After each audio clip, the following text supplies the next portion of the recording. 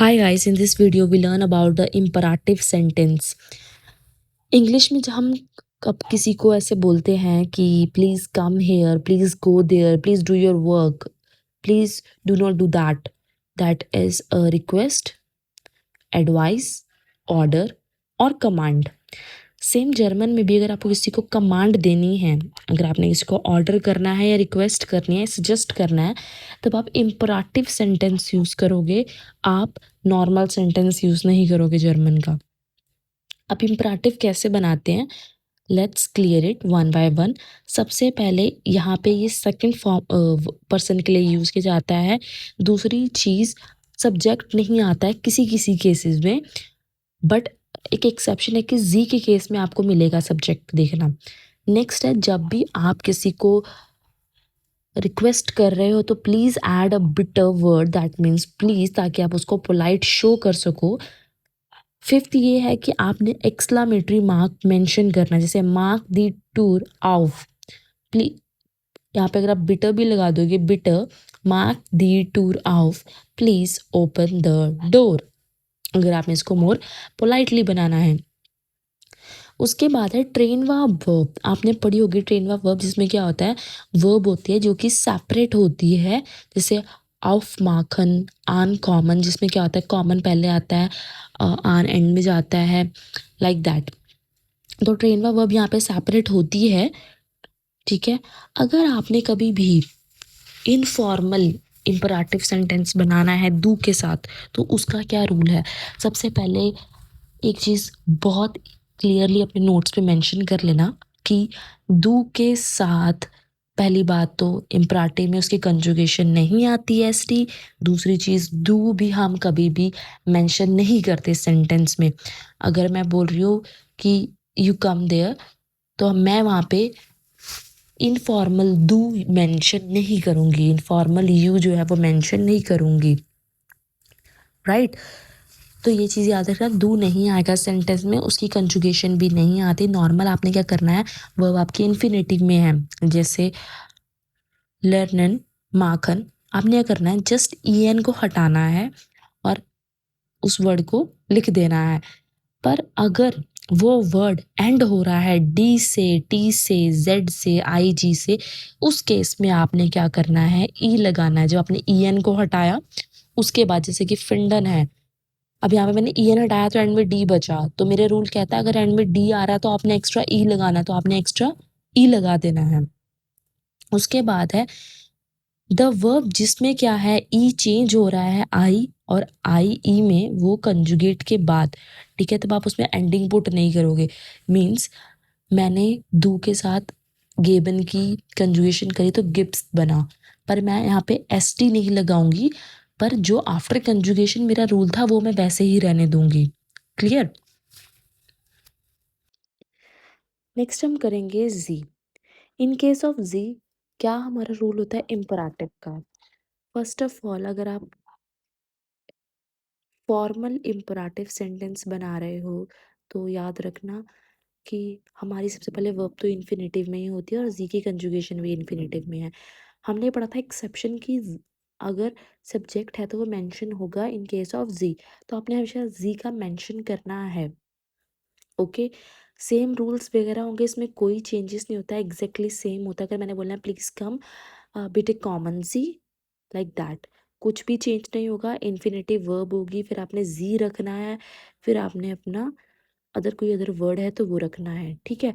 Firstly हमारी याद रखना, इम्पराटिव में सबसे पहले हमारी वर्ब आती है, फिर हमारा सब्जेक्ट आता है. That is very important. In case of do also सबसे पहले वर्ब आती है, देन हमारा सब्जेक्ट आता है, पर डू के केस में सब्जेक्ट नहीं आता है.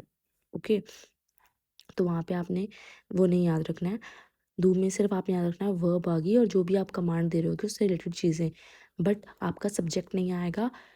जी के केस में जो होगा फॉर्मल वे में क्या होगा, आपकी वर्ब आएगी, उसके बाद आपका जी आएगा, देन आपका जो अदर चीज़ है जो आपने उसमें सेंटेंस में मेंशन की है ऑब्जेक्ट, वो आएगा.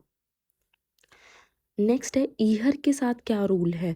ईहर क्या होता है, ये भी इनफॉर्मल वे होता है, जब आप प्लूरल फॉर्म होते हैं, बेसिकली ये इनफॉर्मल प्लूरल होता है. इसमें आप कंजुगेट करते हो ईहर के साथ ओके। पर ईहर भी सेम यहाँ पे आप अप्लाइड नहीं करते हो सेंटेंस में, सिर्फ एक जी है जो कि सेंटेंस में आता है, बाकी कोई भी नहीं सब्जेक्ट नहीं आता है। बट याद रखना जी के साथ कंजुगेट होता है हमारी वर्ब, ईहर के साथ भी कंजुगेशन होगी, पर दू के केस में कंजुगेशन नहीं होती है। ओके, जैसे कि ईयर में क्या है, कॉमन वियर कॉम्ड, ई में क्या होता है, टी लगता है एंड में, तो आप कंजुगेट करोगे टी लगाओगे, कॉम्ड ईयर। वर्ब हमारी इन्फिनेटिव में होती है, ईएन लगता है एंड में, ईएन हटाया, कंजुगेट किया, क्या लगता है ईयर में, टी लगता है, टी लगाया, combed year, learned year, helped year, like that. I hope आपको ये रूल क्लियर होगा। अब हम कुछ एग्जाम्पल देखेंगे so that we can understand it very well.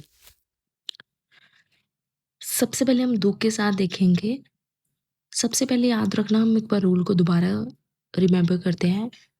Verb सबसे पहले आएगी, सब्जेक्ट नहीं आता है हमारा, उसके बाद कंजुगेशन नहीं लगती है दो की, राइट। फर्स्ट है come here, comb hair, common होता है, ईयर हटाया, comb hair. Read the book, lies dust book, do your homework, mark diner house of carbon, like that. ऐसे ही हमारे ईयर के हैं। ईयर में हमने पढ़ा था कि आपने क्या करना है, ईयर मेंशन नहीं करना है सेंटेंस में, बट उसकी कंजुगेशन आएगी।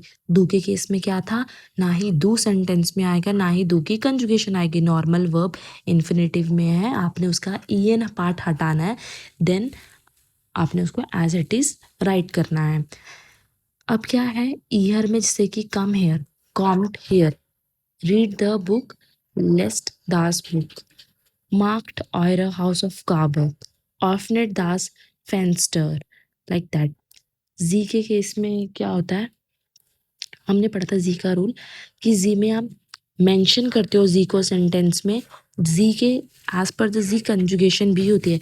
जी एक ऐसा फॉर्मल इंपरेटिव सेंटेंस है जिसमें नॉर्मल रूल है, सबसे पहले वर्ब, फिर हमारा सब्जेक्ट, फिर हमारा ऑब्जेक्ट, कंजुगेशन भी होगी एज पर द सब्जेक्ट, और सब्जेक्ट सेंटेंस में मेंशन भी होगा। ईहर में क्या होता है, कंजुगेशन होगी पर ईहर हमारा मेंशन नहीं होगा, सब्जेक्ट नहीं होगा। दू के केस में है, ना ही वो दू के रिलेट कंजुगेट हो रहा है, एसटी कंजुगेशन नहीं लगती, ना ही दू सेंटेंस में मेंशन होता है। जैसे प्लीज कम हियर, कॉमन जी हियर, प्लीज रीड द बुक, लेजन जी दास बुक, प्लीज डू योर होमवर्क, माखन जी बिटर एरा हाउस ऑफ कार्बर, please open the window, öffnen Sie das Fenster bitte, please throw the trash away, werfen Sie den Müll bitte weg, like that। सो ये एक रूल है जो आपने हमेशा याद रखना है।